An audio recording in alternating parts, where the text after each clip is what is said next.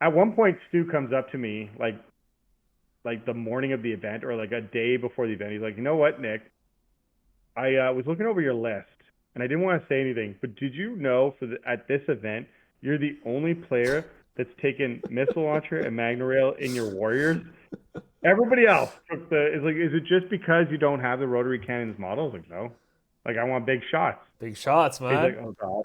Yeah, big shots, big damage, bro. I'm gonna roll a six. A massive, massive thank you to our channel members whose support help make these videos possible. Hello, my fellow kin. Welcome back to the channel. I'm joined here today by a very, very special guest. First interview on camera, actually, brought up by the guest himself, Nick Blackburn from Team Canada, having just wrapped up the World Team Championship tournament, actually, that just happened. So, huge privilege, huge honor to have a fellow Canadian on top of that. But yeah, one of the best players in the world, of course, who represented our country at one of the biggest Warhammer tournaments of the year. So, Nick, how are you doing? Thanks, I'm doing great. Thanks for having me on. It's an incredible privilege. Thank you, thank you. I'm a big fan, of course. I know we've chatted a little bit behind the scenes, and coming into the call now, we were just talking a little bit about kind of your experience at WTC as a whole, and what that was like for you, and how you said you would never go back ever again. But Yeah, word yes. for word. Yeah, we're so I guess like I can't start this off like a usual one where I say like how'd you learn about Voltan, but I guess I got to just go in with the question everybody wants to ask and hear I guess answered. Like how was the event? How did you find Worlds? Was this your first time going? I don't think so. Yeah, this is my first time going to the WTC. It's Nice. I've been to the World Championships of Warhammer. That's the Okay. GW singles event that happens every November in Atlanta. Yeah. But no, this is the first time I've been to the World Team Championships and the War Masters. And I mean, I had a blast. It was a lot of fun.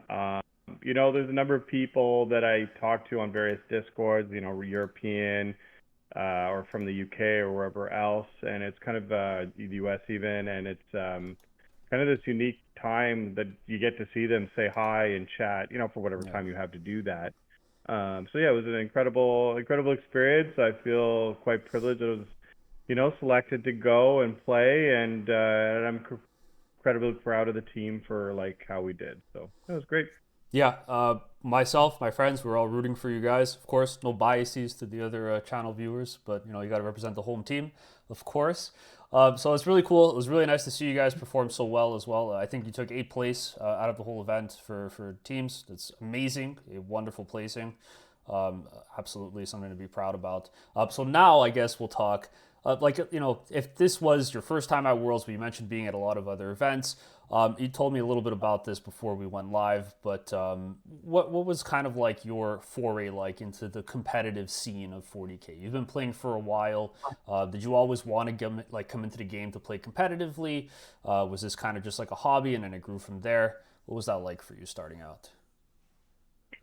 Yeah, I mean, I started, well, I mean, like a lot of people our age, or I mean, I'm getting too old, I think, to say that now. But anyway, um, I started when I was incredibly young, and then there was a period of, 15 years I didn't play throughout like university and whatever else. And at some point during grad school, I decided to pick it back up for like Warhammer, Nice. um, just as a hobby. And I met a community of people and realized that they were going to these events. And yeah, that kind of just grew on me. So I've been playing probably competitive 40K for 12, 13 years now, over what seems to 6 or 7 editions, and yeah, it's been a ton of fun. That's how I kind of like got back into it, and just over the years, I've been trying to build my skill set. Mm-hmm. Between grad school and I was in the army for a bit, I would be away from home quite a bit busy, so it was hard to be consistent. And then we had a kid at home, but the last few years, the kid's a little bit older. I've been able to dedicate a bit more to competitive 40K, and yeah, I've been wanting to see how far I can get, and yeah, so far it's been working out quite well. Nice. Yeah, I'd say you've made it pretty far, being at Worlds, of course. That's pretty cool, man. So, like, has your kid expressed any interest in the game yet, or still too young? Yeah, he's 6. He's expressed interest. Right now, it's a lot of like just playing pretend with them and Yeah, rolling dice. But, but yeah, he's painted them. I'm sure. I'm sure eventually he's going to want to learn more about it, and we have lots of that stuff at home, so yeah. he'll Yeah, I have see it every in the opportunity. background. Yeah, yeah. 13 years of collecting, it's obviously a problem. Yeah. Yeah, I feel you. See, what I do is I put mine sideways so nobody could see all the boxes of unbuilt figurines. Oh That's the yeah, there's trick. quite. And I can't see it and constantly be reminded of it. So I guess the next question is, you've been playing for a while. I know you expressed some interest when we were chatting, because for those of you who don't know, I actually attended one of Nick's events this year. It was fantastic, the Ottawa Teams event, wonderful experience. Can't recommend it enough. So if you guys are interested next year, maybe I'll see you there as well. So you had told me you were kind of interested in getting into Leagues of Votann and that your team was eyeing it at a competitive level. What made you finally decide to bite the bullet and jump in on the leagues? So Votan I've owned since it became an army. Hmm. When that ninth edition box came out and I saw them, they had a very like Mars Land Rover aesthetic, Yeah, yeah. plus the dwarf aesthetic, and I was just 100% sold. So a friend of mine, he's a painter, and I had it all shipped to him, and like he'd paint it. And so I've had them since they've been an army, and they've been kind of just I've been playing them kind of every once in a while. I hadn't really focused on them until this past World Championships of Warhammer Hmm. in Atlanta, like we had mentioned. And so I played them there and whatever else. I played them at other teams' events as well, leading up to the WTC. Hmm. Of course, um, in the months after Can-Am Team Tournament, in the months leading up to the WTC, Team Canada was focused on building their comp, and initially Votan wasn't a part of that comp. Um, you know, with a lot of these teams, it's a mix between trying to take what you think are the best armies and the best comp, but you're also trying to marry it across players' skill sets. Hmm. Initially, so my armies that I focused on for this kind of WTC season were Thousand Sons, Necrons, and Votan. But Votan was kind of like the tertiary. I'd actually gotten onto the team through my play with Necrons and Thousand Sons. And so we started with, Thousand Sons. We looked at that for a bit. Me and a few of the other players like Jonathan Betteridge and Riley did a lot of testing with Thousand Sons, and we actually came to the conclusion that that wasn't going to hit the way we wanted it to. Then the team decided they wanted a more defender, like a grinder, like somebody get in the trenches and Hmm. just get points. And we thought, okay, well, let's do Necrons. Yeah. And then but we also found that Necrons actually not so good in a DG and could be very risky into Knights. Like Yeah. even your Awakened list, the 40 Warrior list, could run into issues.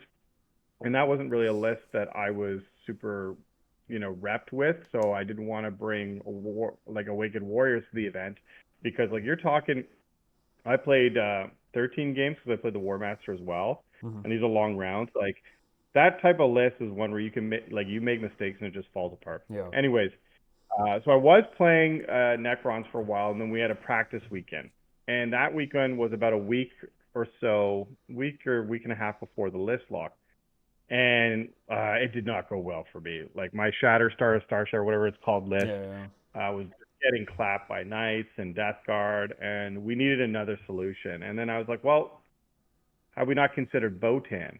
And I said, like if we're worried about Knights, for example, I think Votan, a lot of their profiles actually benefit a lot from the reduced toughness. I know the Hmm. more wounds kind of is a bit problematic, but at least Yeah. as far as like the strength 6 on the bolters, the strength 10 on the big guns on the hecatons, and the strength 9 on the berserks, Yeah. all benefited from a lot of these toughness changes. So I said like, why don't we try Votan? And so then I designed a list to try to, as best as you can, as best as you can. Like Knights is always going to be a challenging game, regardless of Yeah. how many anti-tank weapons you bring. That goes into Knights, and we found that actually the list not only did well in the knights, but also did well into like hordes and Mm-hmm. whatever else, and just played like honest to goodness Warhammer. Yeah. And of course, this was a week and a half ish before list lock, and I normally don't think I would recommend like jumping on a new faction that soon before list lock, because not only do you have to like rep the list, you have to just design, rep the list, Yeah. fit it in the comp. I was reasonably practiced with Votann already, so it was much easier to get back up to speed. Like I'd played at Canada Team Tournament, the World Champs, whatever Yeah. else. So yeah. So that's how we landed it. Like we played a few games the following day at the practice week of Votann, and it did exceptionally well into Chaos Nights. And so we thought, okay, we're just going to pull the trigger on Votann for me, and that's Nice. how we ended Nice. up there. I think I have a few thoughts, but firstly, I think it's interesting that, first of all, to see kind of the progression of composition in terms of like what people are playing, why you should be playing that, and just the analysis of like, it's not just, oh, I feel like playing this. I think I'm comfortable with this army or this list. It's kind of like, what are you going to be playing against? Like, picture the top percentage of players playing the best army. Can you play against that and win? So it kind of does change your perspective a little bit in terms of what you should be running.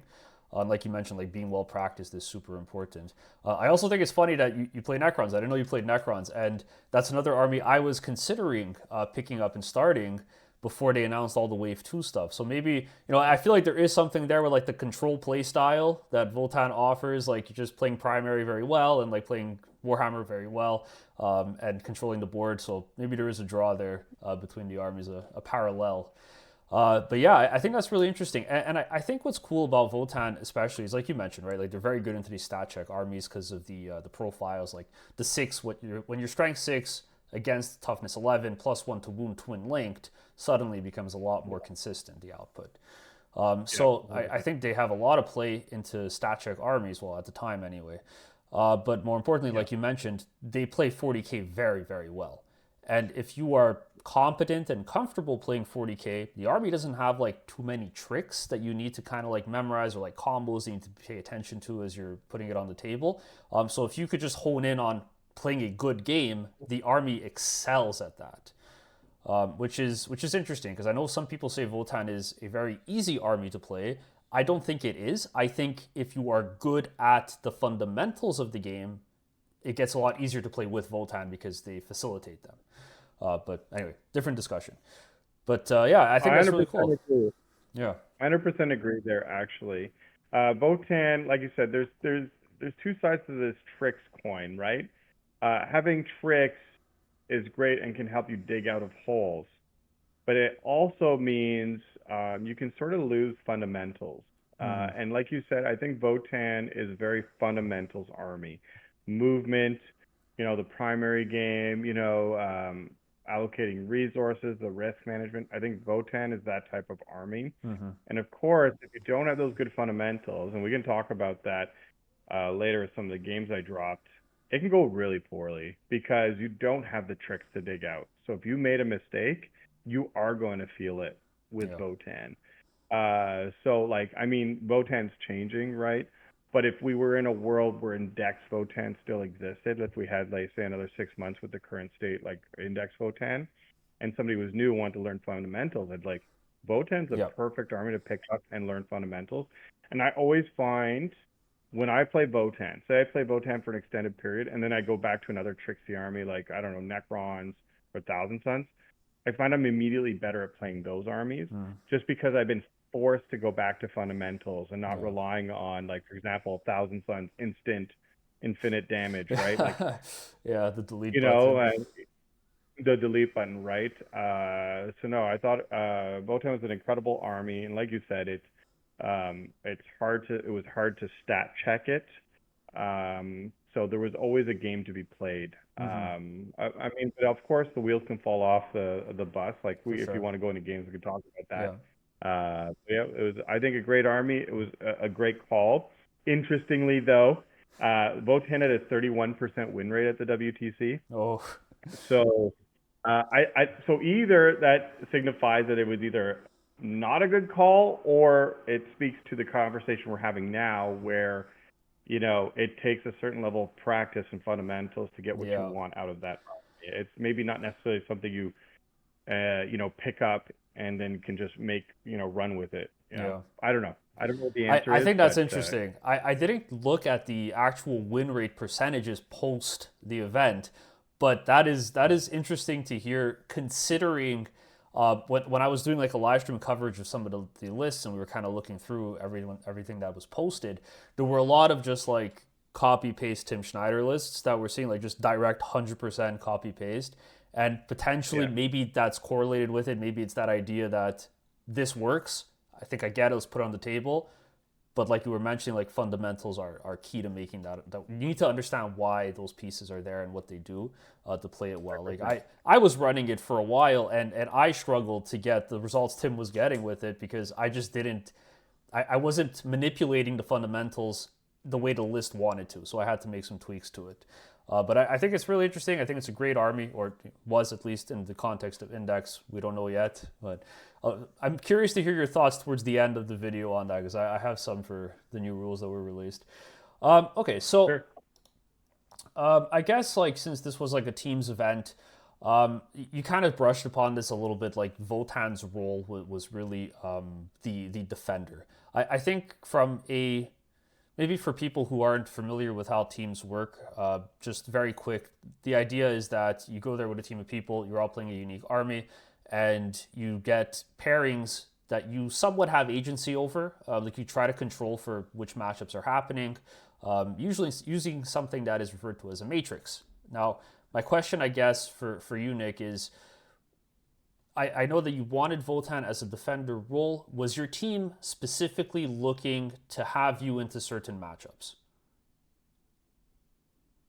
So I was an option as a defender. I wasn't like the go-to every time. Like there Okay, were times where I attacked, there were times where I nice. defended. That depended a lot on the matrix into the other Mm-hmm. team. Now we did have a specific idea for a defender. Like our first defender was John Winter. Mm-hmm. His guard, that was like generally our first defender because he could play into almost everything and table pick help and whatever else.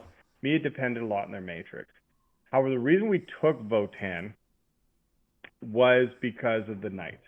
We Yeah. needed knight answers, so we did bring our Lancer variants of Chaos Knights and Imperial Knights as the mirror. Like we wanted to put those in the mirror, but we also needed a third or a fourth knight answer in case those got picked up elsewhere. And so Votann, first and foremost, we found okay could play a game in a knights and could in fact do well Yeah. depending on how things would go. But also the second reason to took Votann is because if you think knights are going to be an important component of the WTC meta, then you have to also assume like you're not the only team that figures this out, right? Like I think to preface what the rest of our conversation at the WTC, I think the one assumption you have to make is everybody is working with not only the same information but similar assumptions, right? Nobody's going in there kind of like, oh, I didn't know. Mm-hmm. So for example, we know knights are going to be prevalent, and we don't know if every team's going to take them, but we know every team has to consider them. Yeah. So we took Votann to combat knights, but then naturally the extension is, well, what are other teams going to take to combat knights as well? Well, so one of those was hordes, right? So like a cursed cultist, the awakened dynasty, Yeah. warrior list, whatever else. And I thought, well, this is interesting. Votann, at least the way we had designed the list, could also play into the knight counter. Yeah. So it felt unique in the sense that this list not only could play the knights, but could play what's countering the knights. Yeah. So it was a very good meta for them, and so that's kind of a big reason kind of we took them there. Yeah. That makes a lot of sense. It's very flexible, very versatile, Yeah. and there really aren't that many matchups that I would say are like unwinnable with Votann either. So makes a lot of sense. So I guess with all the prefacing out of the way and the context as to why you decided to bring them, we could jump into the event itself. So do you want to maybe like take us through your list and talk a little bit about some of the decisions you made as to? I think it's pretty clear from what you just said why you included certain aspects and changed it up, but still very curious to hear your thoughts on it. I have it here if you want me Well, to send you a copy. oh, I've got it pretty well memorized, but thank you. So I will say though, like the world champs, my list was 3 hecatons and 10 terminators, and I was pretty pro that. And I think I had enjoyed that list. And the world champs, I think I did 5, 2, and 1, so we did well. And that was a list that I took at Canhammer Team Tournament, and we won that event and whatever else. Nice. Of course, the meta changed, and I didn't think that the Terminators people didn't like my Terminators before, but after with this night meta, I really didn't think. Now I was like, okay, I think the Terminators are done. Yeah. Of course, at the same time too, when we decided that Necrons weren't working, the team's like, I was given very, very strict instructions. Okay, you're gonna play Votann, and I'm very open about this, but you're gonna play Tim's list, and you have 400 points you can work with. That was the instructions I was given. You can't be a Nick, you can't be a Snowflake because I'm a Snowflake. You can play. Your Snowflake is like you got 400 points. I was like, cool, we can work with that. So I went and this practice day was 2 days, right? So we were at the Red Dragon in Orleans and Ottawa. That's where we were practicing. And so that Saturday I played the Necrons and lost, and lost every game horrifically. And so I went back to the hotel room and I was like, okay, I was told the Votann list, and so I was like, okay, Tim's list. And immediately after from Tim's list, we'll go through the list. So basically, I took an Einherjar champ with a hammer with a Praise and Glare. I took a Grimnir, and I also took the Iron Master with Grim Demeanor, so they ignore mods. Yeah. I took a unit, 2 units of 10 Hearthkin Warriors with a Magna Rail and the missile launcher and the usual accoutrement. I took 2 land forts. I took 6 and 3 Thunderkin with grab guns. I took 6 bikes. I took 3 bikes. I took 10 Jaegers and a Sagittar, and I believe that was the entire list. Yes. Yeah. Yeah, that's the entire list. So in that hotel room, I was like, I don't like Sagittars. I've never, and it seems weird, like in Index, everybody loves Sagittars. I'm like, I don't like them. I never get what I want out of them. So I cut 2 immediately. And then I also thought, okay, if I'm going to fight knights, it seems like Thunderkin could be okay at that because of the anti-grab guns. Yeah. And so I thought, well, what about, historically, I didn't like that big Thunderkin unit, but I thought, okay, well, knights, there's only 6 models. They don't really have great screening. So if I ingress them or come in from reserves, I should be able to shoot somebody, because from 6 inches from the board edge, 18-inch threat range, you can hit, that half of the board. So you can hit a knight. Yeah. So let's try that. And then the 3 units of grab, the little 3-man grab guy, is only because I have 10 points to make the 2x6 bikes. Okay. But they still worked out. And then finally, I think the piece of tech. So the grab unit was MVP, but I think the secret tech that got more people off guard, and it is in part due to your channel, is the Grimnir Earthkin brick. Yes, the Grimnir brick. Nice. The Grimnir brick. And so historically, I had tried Grimnirs with 5-mans, and I liked them. I liked the T6. This was actually leading up to the World Champs. I was practicing with Grimnirs because I needed something to be able to hold home and not lose immediately to Aquilons that would just show up anywhere, right? And they were rank 3, so I was like, oh, maybe T6 I could live. The problem I kept running into at Grimnirs is they couldn't ever go into transports when they had dudes. And so they were constantly walking. So I was like, well, whatever. I guess, I won't. So I didn't use it. And then I never really thought about Grimnirs till your video. And you're like, yo, check out the Grimnir brick that can fit in the Hecaton. And I'm like, okay, I'll follow along. And then I was like, okay, it's kind of making sense. And the T6, the 3-4++. So on practice day, I did that. I was like, let's try it. Why not? Right? Let's try everything. And to be honest, it was one of the best tools I had at maintaining primary. Not just denying primary, but being the shooting, the incidental shooting is very good. Yeah. It was actually a very good tool early game if you didn't want to commit something super important. they could disembark, a land fort could shoot, and they could get their rerolls. You could even pop the sustain, and then who Yeah. knows? Like all of a sudden you're doing 19 damage to a knight. It's That doesn't make crazy, any right? sense, It's crazy. right? 100%. So, and then like sometimes they would just sit in the middle or on my natural, and then the opponent's like, I had a unit of accursed cultists, charge them, only kill 3 guys because most people are like, well, I'm not going to pop the +1 to wound and hit. They're just Hearthkin warriors. I'm Yeah. not going to do anything special. And then they go in and kill 3 guys, and you're like, well, I'm a trillion OC. You keep it. You fall back to. So that was actually a pretty cool unit that I really enjoyed. Yeah, nice. That was like, yeah, pretty clutch a few games actually. So yeah, that was kind of like I'd like to say it was a more involved process coming up with the list, but we actually didn't have an awful lot of time. By the time we Mm. decided to go Votann, it was like, okay, well, what from Tim's list can we design to go into Knights, and what kind of like, the Grimnir unit was the one they let me do to be like the snowflake. Okay, you Yeah, want to be yeah, a yeah. snowflake? That's like it didn't seem that outside of This is like, Nick's list you know, now. yeah, yeah, exactly. That's So, really cool, but man.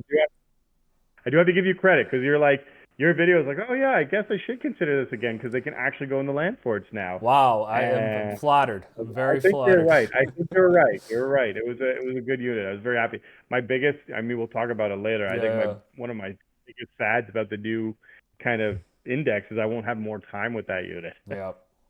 It Yeah. was born too late in its life cycle and just immediately So, executed. They just this it was wonderful new here for a toy. good time, not a long time. Yeah. Yeah, yeah, Yeah. yeah. That's crazy to hear, man. Seriously, that came out. Now we're sidetracked. But hold on, I'll just say this. So that idea came out because I was talking with one of a good friend of the channel, Jordan, and Jordan was saying like, yeah, I think there's like this weird tech you could do, this anti-Votann tech, where you just take like Grimnirs inside of a land fort and nobody could kill. Like Votann can't kill them because you can't judge them.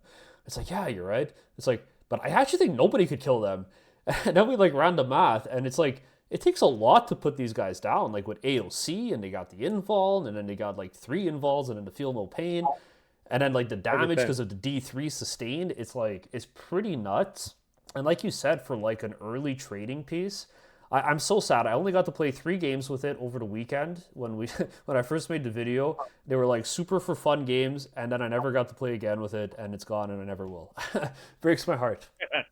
But yeah, that's Well, really I interesting to mean, hear. yeah, it was super clutch in a lot of games, and including the Votann mirror I played against Poland. Ah, It was like it came in super clutch. So yeah, so that was it. That was like largely the design space. It was like, okay, Thunderkin kills knights. We were playing like our CK player was playing Lords of Dread, okay. so he was like just popping -1 to damage every time. So I was like, well, we're obviously going to need ignore modifiers Yeah, because if I'm going to be going into that, I yeah, mean, we expected to see more Lords of Dread than there was, but the ignore mods came in clutch for like other stuff. for sure. Uh, yeah, and then like that Grimnir brick just for like holding primary because I wanted something that wasn't like a land fort or bikes or like 5 dudes to be Yeah, able to like hold primary and either hold that primary or force like just an insane overcommitment. yeah, yeah. And that's exactly what would happen.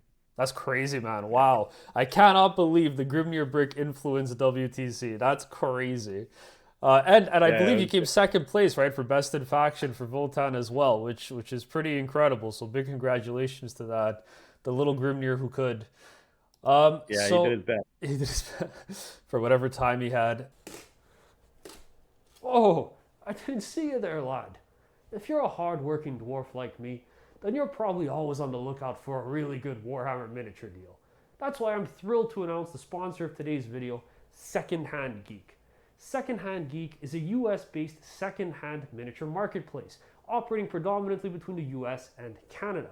They offer a secure, reputable, reliable, and community-driven platform that allows you to buy and sell used minis. If you're looking to expand your Votann roster or even get started with a brand new army, Secondhand Miniature is the place to be. Consider checking them out using my affiliate link down in the description below. It lets the company know that you found their website through me and gives me a small kickback at no added cost to yourself, so I could buy more miniatures as well. With that said, let's get back to work. So I guess like naturally now we'll get to the topic of some of your games. Now instead of going through like usually we have everybody go through like all their games, but they're usually 5 game events rather than have you go through 200 games, and we'll be here forever. Maybe you could talk to me about like 1 or 2 games where like you were really proud of like your game plan coming to fruition. Like all the pieces of your list were working well. Everything was planning out and everything was going super like superb with it. I should say like one of your proudest games. And then maybe we could talk about one game where everything fell apart. And maybe like one where you feel like either you made a mistake or the matchup wasn't great or there was an opportunity like looking back that you could have improved upon or changed. So I guess like your best performance or a couple if you really want to share them. I'd love to hear them.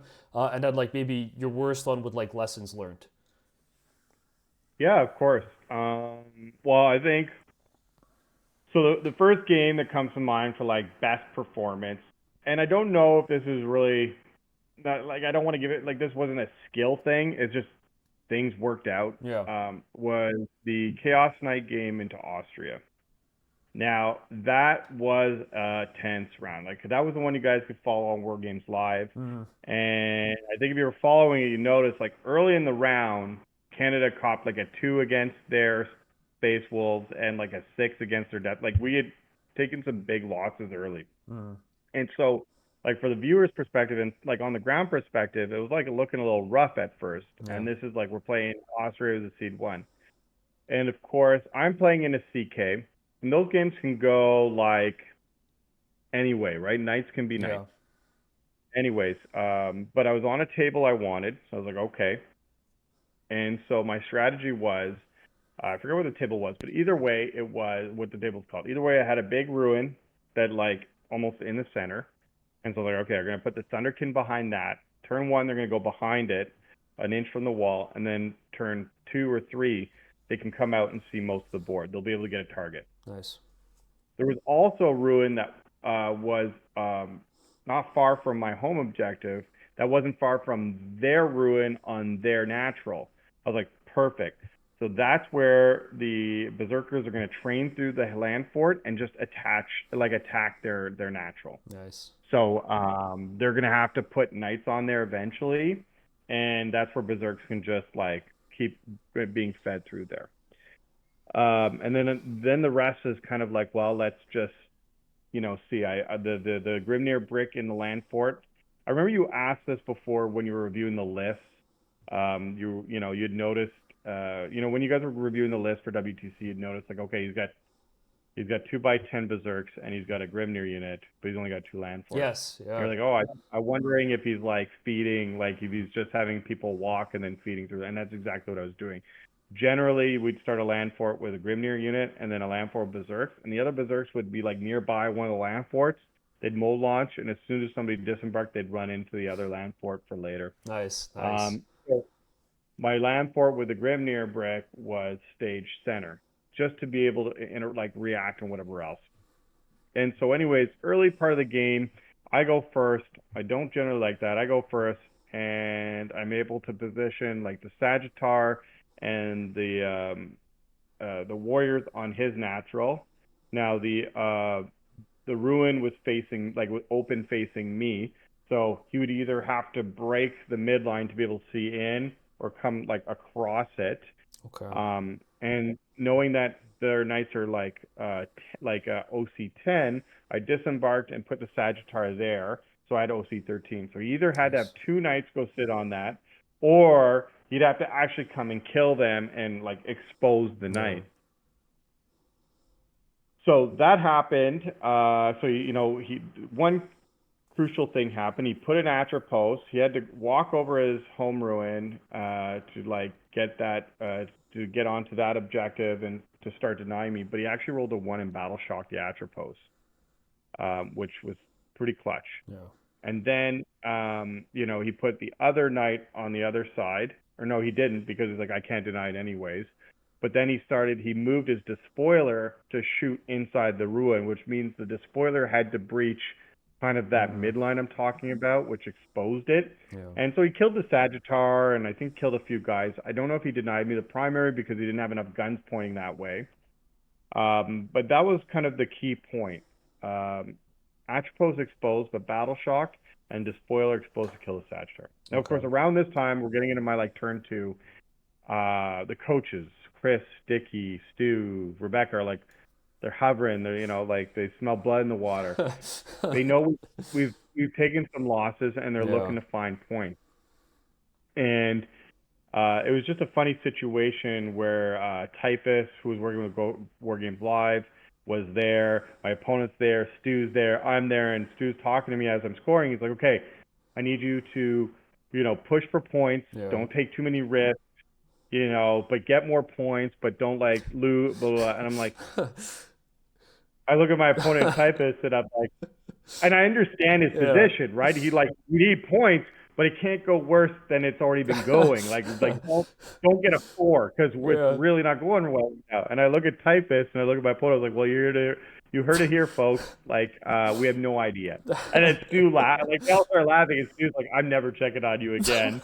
And all laughing away. And I spent like 10 minutes thinking about that, right? And I'm looking at the board state, and I'm like, well, the way the board was, if I don't commit now, he's going to get too much board space and he's just going to start killing stuff. Yeah. And so I was like, the Atropos is Battle Shock, so he can't pop strats. He can't do the all of a sudden, 5-up invul melee or whatever. And the Despoiler is now within range of at least 5 models of my Thunderkin.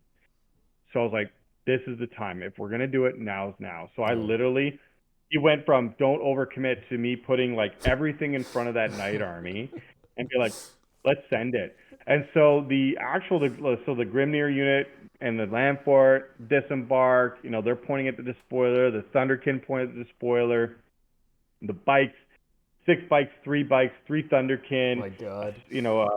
Like point at the other Atropos. Anyways, long story short, we kill the Atropos, we kill the Despoiler, and just over the course of the game, because we got that momentum, we're able to kill 2 more knights per turn. Oh. And so we end up 20-0ing the CK. Wow. And of course, the team was just super excited because we needed those points to cover the gap, and we ended up winning against Austria. It's a team win. I'm not saying I won it, but it was definitely a game we had maybe predicted a 12-14 potentially with downside to like hitting a 20 was just like got us back into that round. And I highlight that game less about, I don't think it really, like I didn't do anything super clever. I literally just put all my guns in front of him and shot. But it highlighted to me the pregame thing of like what Votann can do, why we brought it, and just some of the things you can accomplish, with that army. And like some of the kind of minor fundamentals, like, okay, like trying to, force over exposures, force the over trades, right? The positioning so that if they do something, you can retaliate and whatever else. So that I think that was one of the games that I was pretty proud of because it kind of it all fell into place. Yeah. And so that was a good game. That's amazing, man. I think it was there's probably no bigger high that you could get off of a win like that, where like it was like, hey, win this game but don't lose this game. Do whatever you can to win but not lose.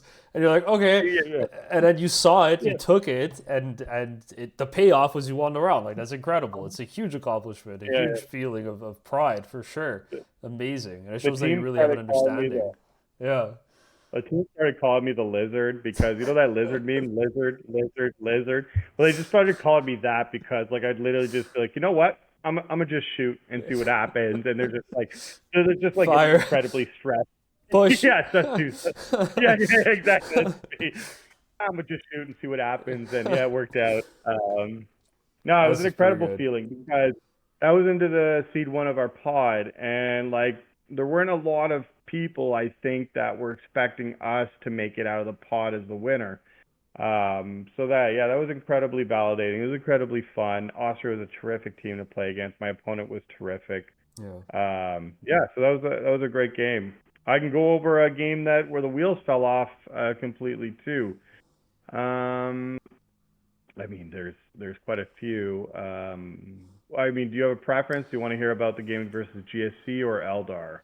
Oh, Um, the oh. German Eldar game or Ennis Wilson's GSC, or Let's talk do you have about a preference? GSC because it's an army that I've actually never even played against it ever in the almost year and a half now that I've been playing competitive. There's just nobody who plays it, so I'd be very curious to hear what went wrong there, like how that game played. Well, yeah, and I think that hits it on the head. Like, it's not an army I play into very frequently as well. So as much as Tim Schneider also played GSC at the Hmm. WTC, and he 20'd it. Okay. Let's keep in mind Tim Schneider is also a much better player than I am. Like, it's an easy thing. This is his list. It's He his knows what list. he's doing. Like, I'm just the imitator. I'm borrowing it for the event. In fact, I saw him. He stopped by my game at the War Masters where I was Oh playing the wow. German Knights player, and we chatted. I said, "Hey, thanks for the list." But anyway, so like, yeah, he played GSC and he beat it. I think there's a couple key things here. Sagittars and 6-man bikes. He was able to maintain the 2x6 bikes and the 3 Sagittars in his list, and I think Hmm. that's extra screening and extra.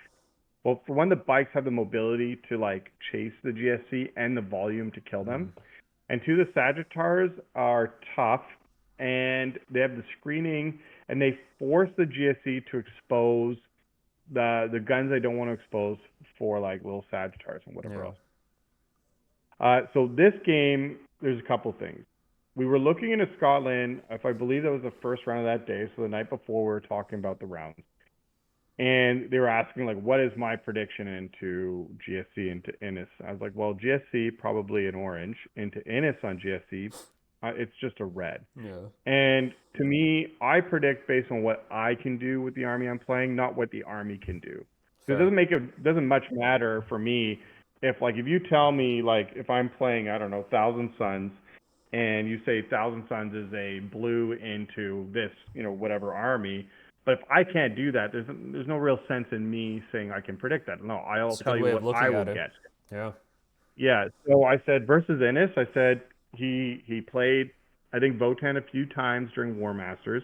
I think he's in fact played him a few times during the WTC. So Ennis, not only has he been playing GSC like religiously for a Yeah. while, he's one of the best players in the world, much better than I am. Like, let's just put it down. Like, he is a better player than I am, He's very good. and he's well practiced into Votann at this event. And I'm Yeah. like, I've played GSC twice in the last year, Yeah. and my list is a bit worse into what his can do. Hmm. So uh, I think there were definitely things I could do better. That for example, well, one, like we said, it's familiarity. I was aggressive. Like, this was scorched earth. And so, like, you could say, for example, I could just load up on my natural and my home, collect those points, and then, and then send it home. Yeah. And I guess that does make sense. We get it up to 40. Of course, my problem with that approach is then it tells like Innis, for example, all you have to do is focus on killing my expansion, like getting there, swarming it, and then you don't have to worry about anything else. Yeah. Whether I made the right call or not, I don't know. Probably not. I didn't get a lot of points. I got 2. But my approach was, let's attack his natural expansion, like reduce his scoring to 5 per turn, just to give me some breathing room, and then hopefully be able to target some of the bigger bricks when I can. Hmm. There was a turn, like he showed it, like his first, like his turn 2 or turn 3, I forget it. It's probably turn 2. His first drop turn, there was a little lucky dice. Like, one of his Benefactors kind of one tapped the land for it, and that happens. They roll 2 6s and roll blah blah blah because they have sustained lethal blah blah blah and rolled a bunch of damage. I made no saves. But one of the first mistakes I made was I had exposed my Thunderkin to threaten Overwatch versus using them to actually just shoot a unit. And so it meant when he brought out bikes, they overwatch and kill the bikes. That was great. Yeah. But then I lost that unit to like the various shooting he had, Right. and they didn't really get the activation I needed out of them, like to one tap a 20-man unit. Yeah. So in hindsight, I'd started them on the board. I feel like potentially they should have maybe gone in a strat reserve to wait till Okay. Innis had a drop turn, and then they could show up, ingress and then, shoot, or show up and shoot one of his 20-man bricks. I think that was a big blunder. I think also potentially my positioning of my land forts. I early could have been maybe more aggressive with the land forts, and at my earliest convenience, try to charge and tag his neophyte bricks. Because Mhm. once they're tagged, then they don't have Yeah. fallback and shoot. They don't have whatever else. They can't take it down. So if I were to, right, yeah, exactly. So I could tag them, and then it would give me room for berserks to charge them, and then potentially for the bikes to, shoot another unit once you do the fallback shoot and charge thing. Yeah. So I think, largely, Innis clearly outplayed me. I wish I had done better. Of course, at the same time, that was what I had predicted. I just knew like a better player with more familiarity, more practice to my army is just going to do better than Right. me.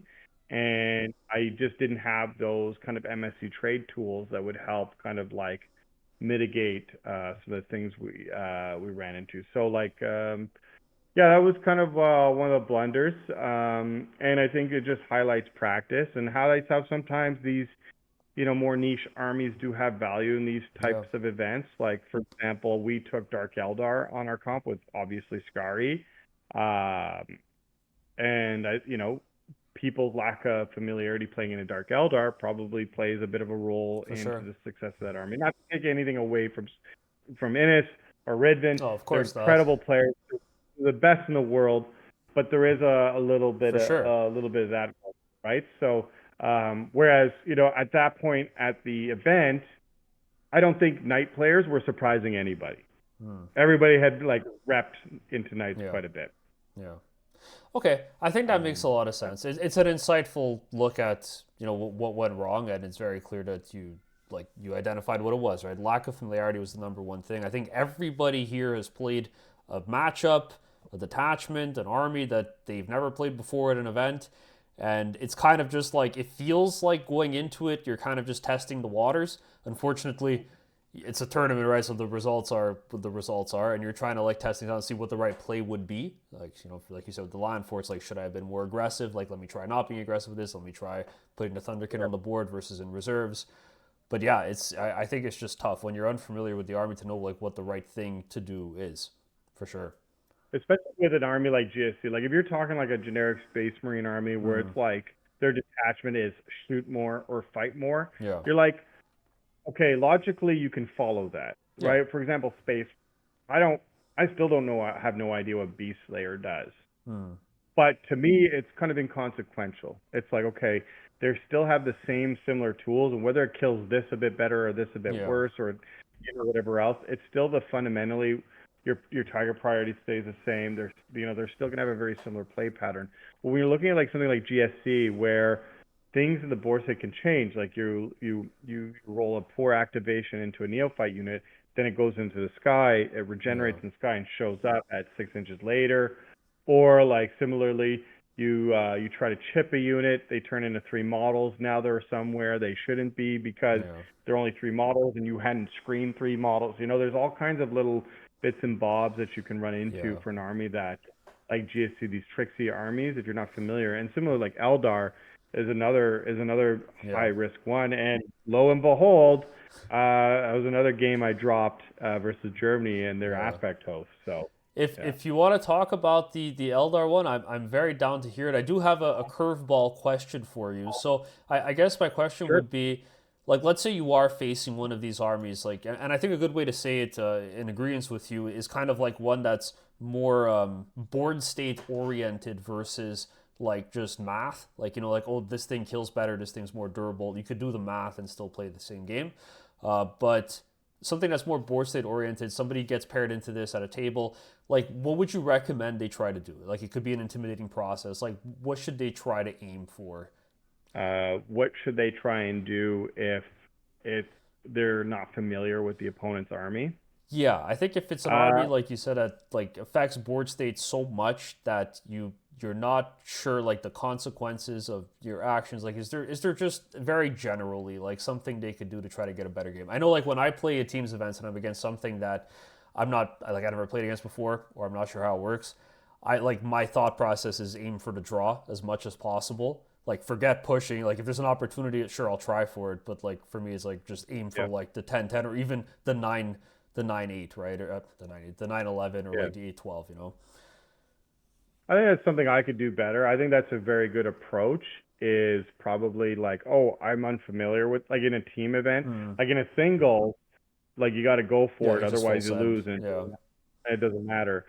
In a team event, and that's maybe something I need to learn better as well. Is like, okay, I'm unfamiliar here. I need to lock down, Mm. right? Not like take those risks. So I think that's pretty sage advice, actually. Like if you're unfamiliar with it, you try to identify kind of where the profiles are matching, right? Like fire dragons probably bad for my for my land forts. Whatever else probably bad for these guys. So try to mitigate those interactions, and then like you said in a team event, try to lock down the points. Mm. Of course, like the way I approached against Ennis, I thought that was a way I could do it because it's differential, right? Like, so if I lock down 40 between my home and my expansion, my concern was, well, he'll be able to burn the middle or his expansion, and I'll never have to worry about that. Yeah. And then all he has to worry about is denying my expansion, Which and then he could GSC does create a pretty bigger gap. well. Yeah, exactly. Like literally charge the expansion with 20 guys with Yeah. 100 million OC. And so like I don't know what the perfect approach was there. I think there is a situation armies like GSC, even potentially Aldar, where they have some elements to their game plan, to their rule sets that are just fundamentally much different from what you're used to. There is an element of like if that is, for example, the best player in the world, like say Ennis Wilson, or like is in that conversation, and they're playing this incredibly nuanced, finesse, tricksy Yeah. army, you're probably just going to run into trouble, and that's okay. Like Yeah. you're going to get beat. Hopefully, you learn from it. But there is probably not an awful lot you can do in the 10 minutes leading up to the game Yeah. to affect that, other than maybe, like you said, just try to lock down your primary, like, natural home.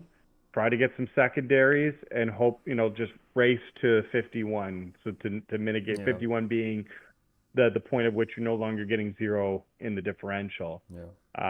That I think that's probably sometimes the best you could hope for. I mean, other people might have more to offer there, more hopeful advice. Yeah.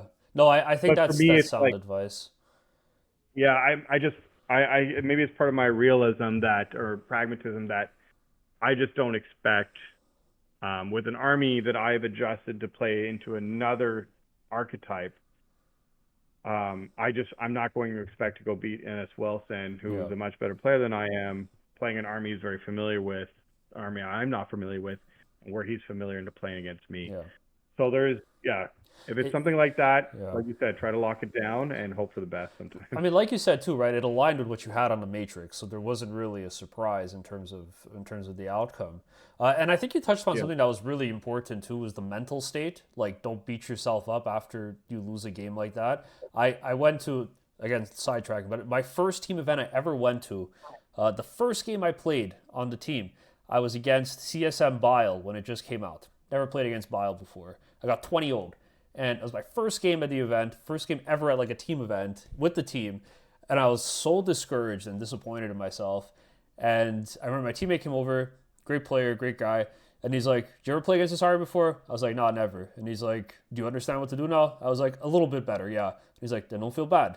And I think that's like perfect advice, right? Like, just you can't beat yourself up for not knowing how to solve the puzzle in real time, right? Like just do what you can, and then at the end of it, process it and I improve think from there. I think you're speaking to a very real like non-game skill Hmm. that's important at these types of team events. Is that grit, that ability to be like take your licks and get back into it. Hmm.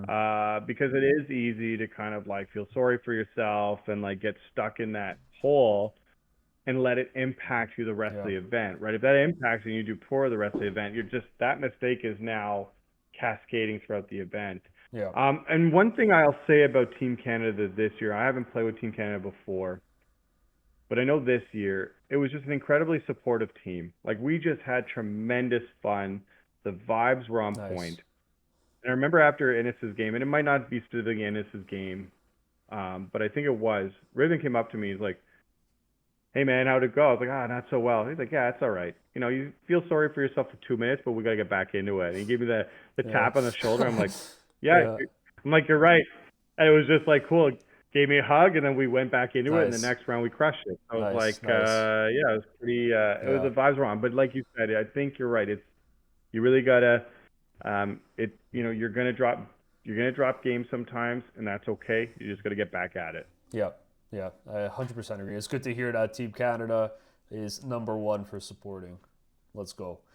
Um, do you want to talk about the Eldar game? You feel up for one more story? We can talk about the Eldar game. Let's Let's do do it. one more story versus the Dwarven Sure, sure. Nemesis. Yes, yes, yes. So it's funny. Um, so this one, yeah. So lots went on here. So we played Finland before Germany, and I played in a war host. And I had played a bit of war host practice leading up to the event. Hmm.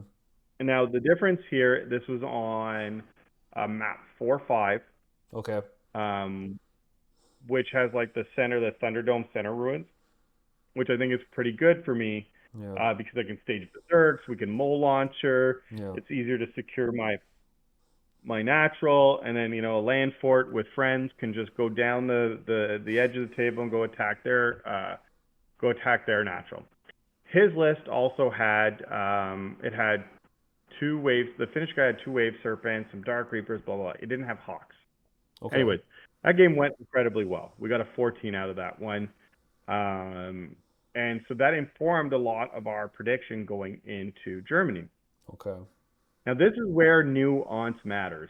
Yeah. So when you're at that high level of 40K, like even the smallest changes, if you think they're not substantial, they are. They're meaningful. And so the Finnish player, like I said, was playing Warhost.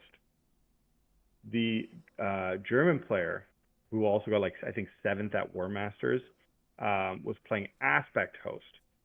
And so my brain went to like we have, at the end of Finnish game to the German game, we have like an hour and a half to eat lunch, and there's like lineups, come up with our predictions, pairing strategies. So there's not a lot of time to turn this around.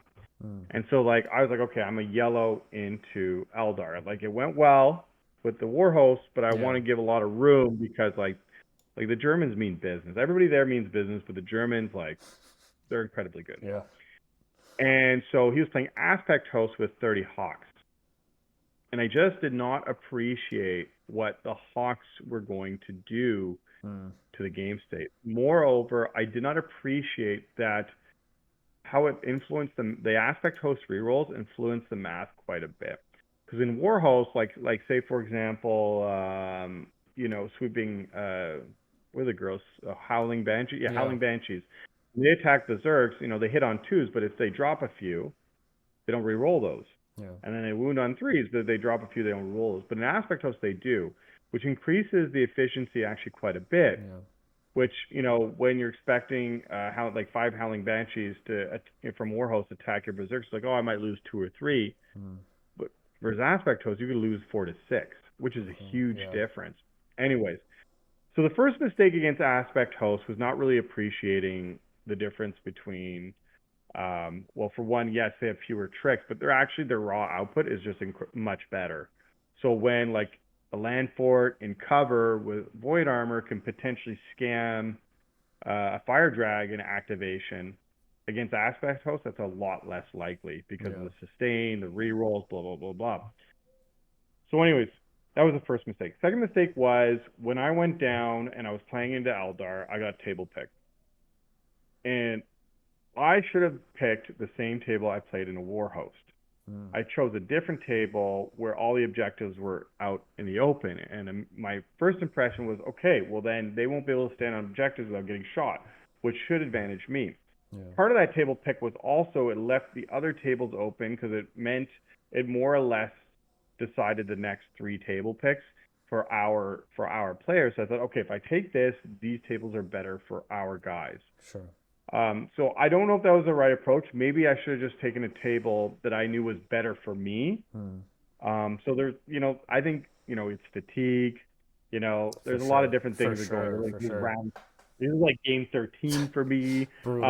It's like the ball was like 40 degrees, blah, blah, blah. There's a lot of different things. But anyways, I picked a table I thought was good for me. Turns out in the end, it wasn't very good. It let him stage quite a bit. Third, one thing that happened there. Now this is our point of view. I don't know if this is necessarily the truth. This is maybe the Germans would have a different impression, but our impression was we won in the pairings. The Germans were a bit concerned about how the matrices lined up. We won the pairings. Okay. And so as we were deploying the game, the start of the game, the German coach came around and told my opponent, go all in. So the Germans were like, well, we may have lost the pairings. They've seen how well we had been doing the rest of the event. I think they were a bit concerned. So they instructed all their players to go all in. And so my opponent and I were doing this, like this dance of like the deploying thing. I wanted to see where his wave serpent was. The map I had chosen meant that if his wave serpent was like in his DZ, it would like have to spend 2 turns escaping it because of how wide it was. There was nowhere it could go. Yeah. Alternatively, he could place it outside of his home ruin, but it was like super exposed turn 1. Okay. He had more drops than I did, so he was able to place that wave serpent last, and he actually placed the wave serpent just like on the line. And I was like, I'm actually quite shocked there. I was like, wow. He placed the wave serpent. I'm like if I go first, I might just get, if I get that wave serpent, those dragons can't do the cheeky thing. This could be in the bag. He rolls to go first. Oh no. And like those dragons were like in me turn 1. They popped the land fort turn 1. Like he was just got incredible board space. My God. And yes, and he started positioning, like everything was behind walls, like just so the next turn they were on top of me. And so my following turn, I was able to get like a long 9-inch charge onto the wave serpent with my berserks, and I killed it. But by then, he had gained so much board space that I spent a lot of the game trying to dig out of my deployment zone. And so there was a funny anecdote there where Stu, again, our coach, came around, was asking how the game's going. And I said, oh, it's not looking good. Like, this could be like a 2-5 right now. Yeah. And I look at my German opponent, and he goes, gives that little like, And I'm like, oh, okay, maybe not a 5. And they don't mess around, eh? Oh my God. Yeah, no, they don't mess around. It was a fun game. It was an incredible game. And then so I asked Stu, like, how's the round going? He's like, it's okay, buddy. It's doing great. We're doing great. You just get your points. Meanwhile, I hadn't realized. He didn't want to tell me because it was like last game, doesn't matter. The rest of the team, like 7 out of 8 of us went second, where everybody else, like all the other German players, had like deployed on the line and went first. That's crazy. Yeah. That's a crazy strat. Oh my God. Yeah, they nailed it. Anyways, so yeah, like after the game, I was asking Stu, like we're talking about it. He's like, oh, I knew you were getting a 5. He's like, look, I know I'm a coach, but I could still assess a board state. Your Thunderkin came in your deployment zone. Like, it was not looking good. I was like, hey, okay, I get it. Anyways, that game fell off because, well, again, I think Leif, I hope I'm not mispronouncing his name. I think he was a better player than I was that game, for sure, 100%. He might just be, a better player than me altogether. But he knew what his win condition was, because if I go first and I stage my berserks where I want to, and I could start mold launching, I think not only do I get the board space, but I also Yeah. start picking off the elves, and I can push them back. Yeah. But he knew what his win condition was. He he enacted it kind of perfectly. I also kind of I think I misdeployed. This is one of those games where I tried to use my Grimnir brick to assault his. For some reason, my normal plan of Grimnir brick is either center or natural. I decided to use it to attack his natural. Okay. Of course, I did that against the other Eldar player and it worked, but I guess this time was just a Yeah. very different situation. And then, yeah, so like my deployment wasn't probably what it should be. And yeah, and I think I should have just taken like, if I think here's a very important lesson. If you literally just beat Eldar on a specific table, just take that table. Don't try. Sometimes you try to Don't get a little reinvent the too wheel. cute. Yeah, don't reinvent the wheel. And so, yeah, I think I don't want to. I definitely don't want to communicate that he won because he went first and he took all these. Like he did outplay me too. Like he knew what he was doing. Like he was thinking ahead of me every step. Like like I wanted to deny his fire dragons from being able to shoot the following turn, so I charged it with the Grimnir brick, and I had like 5 models left. So I was like, okay, you're never killing all those guys. You won't. But then the following turn, he was able to use the hawks to grenade them, and so he grenaded them out. So then he was able to move the dragons to be Smart. able to, like, it's just, yeah, Yeah. exactly. Like it was just every move that I was trying to do to Yeah. mitigate the disaster that was that game. He was just ahead of me. So, I mean, it kind of makes sense. The German player where Tim Schneider like is on They that team. probably played that He's, matchup 100 times. If like, yeah, he's played like I did not surprise him. Like even the cute yeah. Grimnir brick. Like I'm sure he's like, yeah, whatever. I'll just grenade it. Whatever. Your 6-up field pain isn't going to do anything. So We'll like, never see it again. yeah, yeah. Okay. Okay. That was Very also interesting. your last little funny story. And Jordan on your last video with Tim on there Yeah. had kind of alluded to. We chatted a bit. He texted me, and so leading up to that round, like I think Tim and I were actually fairly close in the rankings. I think he Yeah. was ahead of me by 7 points. I was making Okay. jokes internally to our team, like, okay, boys, like let's get me into my best match because Yeah. we have a chance of winning best Votann, You're and gonna that would be beat crazy. Schneider himself with his list. I gotta beat it. Anyways, he didn't love that idea. I was like, okay, whatever. Anyways, so I like not that I put a lot of focus on that. It was just been a nice little For like sure. side For quest. sure. And so I'm playing Leif, and like it's not going well, right? We're like, oof. I mean, like, but then Tim and Jonathan are playing behind me, and I'm like, well, maybe if Jonathan really claps Tim, Sure. there's still a chance. Yeah. As I look back, I see Jonathan pick up Morty and put him under the table, and I'm like, oh, that doesn't. I'm like, I don't know if this is gonna work, man. I don't know where we're gonna get it. So, yeah, should not have expected to beat the goat. Yeah. We're all just imitators, right? So, Yeah. like, I'm just happy to bask in his shadow for that event. That's Yeah, hilarious, it's just dude. funny. It's Oh just my funny. god. I'm like, oh, maybe we could do it, and then just Morty be picked up. I'm like, oh, That was probably the only thing lifting off the table that just completely destroyed the dream in its entirety. The oh. defeat of I under the mean, table too. I don't know what I expected. Like as I'm in my deployment zone all Yeah. game, like how I was. Even if he got a 0, I think he still beats me. So, anyways, It is funny these little signs that only 40K players can like appreciate like while they're playing, where it's like, yeah, this one yeah, specific thing happened, but you know the implication of it and you just quietly laugh to yeah, yourself. yeah, yeah. Like, oh boy, it's not going Yeah, so it's not well. going. Yeah, That's pretty funny. So thank you for those stories. I could sit here listening to the tales all day, to be honest with you, and maybe after the video's over, you're gonna tell me another story as well. But just for the sake of not forcing you to be online for your whole evening, I guess my last question about the event part itself was: were you happy with how the list performed? oh, I was incredibly happy. I wouldn't change anything. I don't purport to know if it was the best Votann list at the event. There was a lot of great Votann lists. Maybe they're all doing kind of different things. Hmm. I was very happy with it. Like the Thunderkin brick did what it said on the tin, right? Like Hmm. it would go in and pop knights. Yeah. And there were these magical moments where you would get it in range of two knights and you'd shoot one.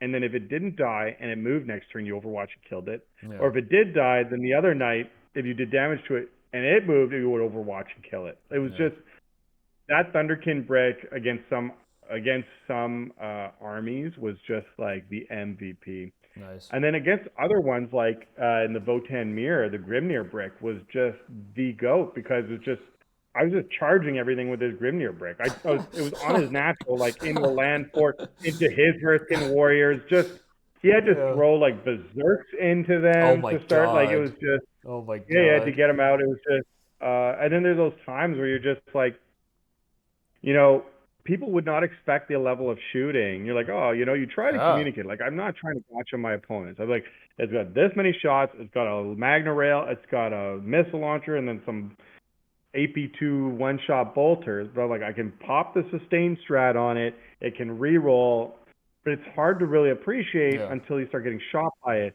And then, God forbid, you roll a 6 on the missile launcher or Magna Rail, and then Oof. it's things start to get crazy. And twice at event, not the Magna Rail, unfortunately, which was the Ah. big joke of the team, because at one point Stu comes up to me like the morning of the event or like a day before the event. He's like, you know what, Nick?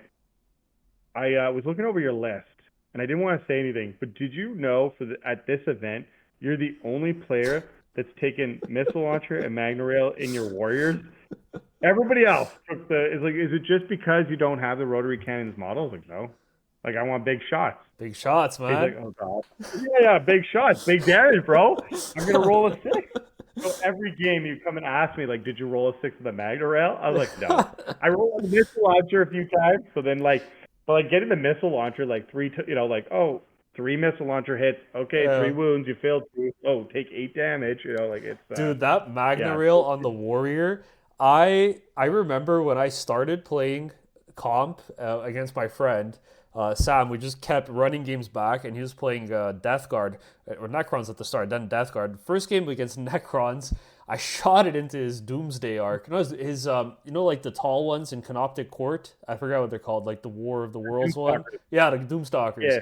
And he's like, "What? Like, do I Overwatch this?" Like, and I'm like, "It's 5 guys, and one guy has a one-shot gun." He's like, "That's fine." So I shoot it, pops it instantly, just kills it, which is hilarious. Yeah. And because had some residual wounds left. And then I played him again when he was playing Death Guard with Mortarion, and he popped Mortarion like the finishing blow, like the last shot. And it's just such a big meme. But nobody runs it, and it's so fun because every now and then maybe you got to play 20 games, but you'll get that 6 on the sustain and it just pops off. And the devs too, crazy. Oh Crazy. yeah, going right through. You're like, Yeah. you got to believe in the dream. The Yeah. lizard, just Yeah. lizard. Just Just keep after that button. Yeah, like you got to believe. It's like a little bit like orcs. You got to believe. you And have to. so, Yeah, it's part of the magic. That's why people don't make it work, right? Because they don't believe in the power. yeah, So yeah. The uh, extra shots on the Rotocan, it's the coward's way out. it is Man. the Just do coward's the way one out. shot. Yeah. I played one game when I took a break from 40K for a couple months. I was like, there's no machoism to this, Like, where's my one shotgun? Whatever. One shot, one opportunity. Yeah, Yeah, exactly. exactly. Nick, I guess with WTC wrapped up, my next question is: while you were there, I'm sure you saw all the previews coming out and all the rules and everything that was leaking or being posted rather, for Votann. I guess more generally, what are your thoughts on how the new book is looking to shape up? I was given strict instructions not to read the leaks at the event, so not to Oh, pollute my mind. oh, But that must have after been the event, torture. I did read them, but I was told not to. Um, what are my thoughts on the new Votann? I think it's Yeah. interesting. It's a different play pattern. Like I'm a simple creature. I don't mind playing the same thing. I like mastering things. Hmm. So I would have been content playing Index until 11th edition. Like honestly, and I know a lot of people don't like that. That's how That's I fair. like it. But either way, new rules. It's fun. There are some interesting design decisions, like losing the wound on the Thunderkin. Yeah, and whatever else. The losing the wound on the berserks, which in itself isn't the end of the like. It feels bad because it's just been the play pattern for like everybody yeah, seems to have now converged on Tim's list, right? The yeah, 20 berserks.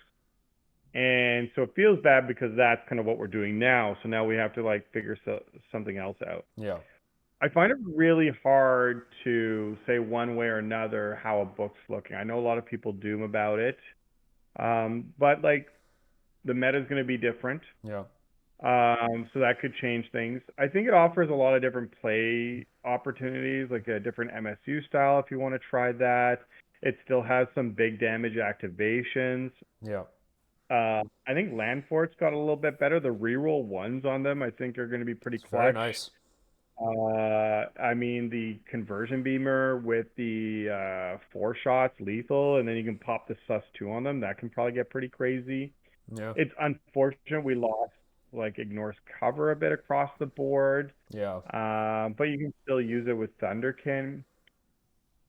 Yeah, I don't know. I do think that whatever issues, like in this next meta, if Votann aren't hitting, a lot of it could probably be fixed by points, Yeah, I right? think so Like, as well. because there's rules there. Like, there's rules for days to play with. Yeah, Need guard is basically index. yeah, I'm not in love with the kind of like the extra layer of conditions on some of the strats, like you have to be in fortified takeover yeah, to void armor, but it is what it is. yeah.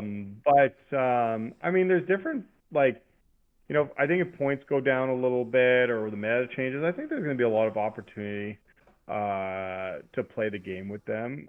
What my first list would look like actually probably goes back to 3 land forts and terminators. Oh, So baby. maybe I have the last laugh. I don't know. Oh, dude, I don't know if you did some math, but a 10-man Terminator brick with the Oathbound Speculator enhancement for +1 to wound, reroll wounds or something like that Yeah, deletes. rapid fire stuff That too and deletes lethal. and sustains. Like, oh Yeah, my god, it's like 400 points, but it deletes. It's pretty good. yeah. Once you're in fortified takeover, then they're like defensive profile is largely the same. Mm-hmm. They're only T5 now, but they still get the -1 to wound.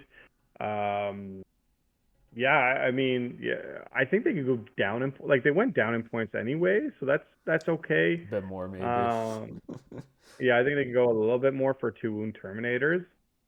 We'll see. I'm usually like I have to play games with it Yeah, same here.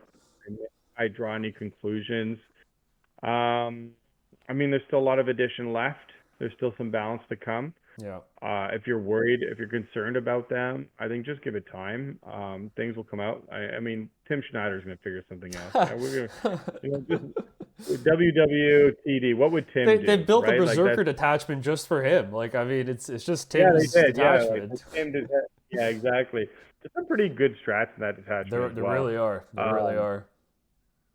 I don't know. I think I would probably start, yeah, like we said, a couple land forts, terminators, the steeljacks. Actually, Mm. look, the melee steel. I'd probably take a unit of The six melee ones are melee good. steeljacks and 2x3 shooty ones.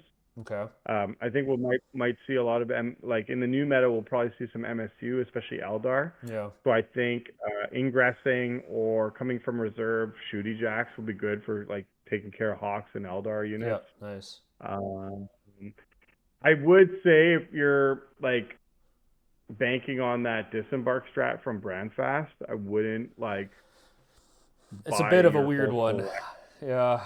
That one is probably going to get fixed. I don't know how, but Yeah. I don't see it lasting in that fashion. So like if you're only buying into the army for that, I would maybe hold off. For sure.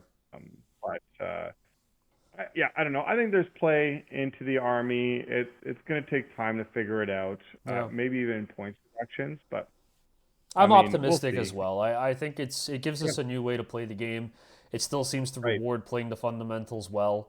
And you Yes. basically Yeah. have all the same tools, but a bit more, which is nice. Like, it's always fun to have. Transport, Yeah, yeah. dudes, some melee, right? I want the points to go down on the little scientist guy with the big gun. I ordered 3 of I him. hate. That's I the just only love, model I ordered zero of. really, I ordered I 3. I hate love him. the, I like, hate him. yeah, I just want to be like, I just, I love watching my opponent's face when they're like about to roll an activation, and they're just incredibly nervous because Votann is just off the wall. Like, who knows Yeah, yeah. what's gonna happen? You're like, I have no idea. Let's No find clue. out Yeah. together. And this little guy who's got like the rapid fire 3, strength 8, hitting on Yeah. 2s, you can sustain him if you want. And then he also hazards on 1 to 3. It's just incredible. I love it. 10 out of 10, no notes. I ordered 3. It's going to the painter. I can't wait to use it. I just wish it was a little cheaper because it's gonna be like $225 to run Oh my 3. Feels god. expensive for dudes that are gonna kill Oh themselves. my god. It's like a brick of Terminators for 3 of those guys. Yeah, exactly. Yeah, exactly. But maybe he kills a brick of Terminators. Maybe Who he knows, does. right? Maybe he does. Yeah. Okay, so that's Yeah, your yeah. favorite one. And you know, I don't know. We'll see. Maybe when they come out, it'll win me over. And we'll see, man. But I'm excited, and it's good to hear that you're excited as well, because I know there is some doom and gloom as the points and the rules came out and all that. But I still think we should be optimistic and get it in your hands, play a few games, and then see from there, right? And points usually solve Right. everything. Right, and like I mean, if you've played this edition at all, things come and go, right? Yeah. Things are good, things are bad, and it all changes, right? So Yeah. Death Guard sucked last year, and now it's like impossibly good. So For too similarly, long. Votann at the beginning of the Yeah. edition was just Yeah. like the worst army. And then, I mean, for a while, you could argue it was one of the best armies. I still think it was one of the best armies. It just took a very good pilot to make it work. Yeah. Yeah, so, I mean, if it's not great off the cuff, just get some reps with it. And then when you get a 100 or 200 point buff in December, you'll be like thrilled, Yeah. you know? Yeah. So, Very good. Well, Nick, thank you so much for coming on, man. I really appreciate it. We went a little bit thanks longer for than I having me. said we would, but I really enjoyed all your stories, and I wanted you to keep telling them. So it's my fault, but hey, I'll hold you accountable to that as well, and I'm sure the viewers No worries. will also appreciate it. So yeah, thanks so much for coming on, man. And again, big congratulations, second place in terms of Votann at the event, and of course, Team Canada coming in 8th overall is amazing for representing the country. So big congratulations to you and the team, and thanks so much, man. Really appreciate you coming on. Thanks for having me on. Anytime. All right, thanks so much, everybody, for tuning in to watch. If you enjoyed, don't forget to like, subscribe, and leave a comment for me down below. And with that said, we'll catch you all in the next one.